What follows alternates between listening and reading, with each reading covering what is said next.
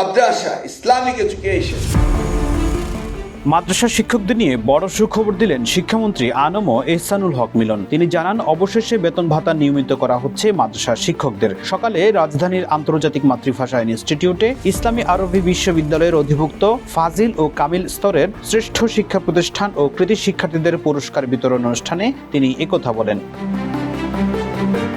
শিক্ষামন্ত্রী বলেন, গত সেপ্টেম্বর থেকে এনটিআরসির মাধ্যমে প্রায় 17,000 শিক্ষক নিয়োগ দেওয়া হয়েছে, যা প্রয়োজনীয় ছিল। তিনি বলেন, শিক্ষক ছিল না, তাই তো এসব পদে নিয়োগ দেওয়া জরুরি হয়ে পড়েছিল। অন্তর্বর্তীকালীন সরকার নিয়োগ কার্যক্রম দ্রুত সম্পন্ন করেছে, যা প্রশংসনীয় উদ্যোগগুলোর মধ্যে একটি। কিন্তু অন্তর্বর্তীকালীন সরকার বাজেটে কোনো টাকা রাখেনি। আপনারা মে জুন বেতন পেলেন না, জুলাই মাস থেকে বেতন পাবেন।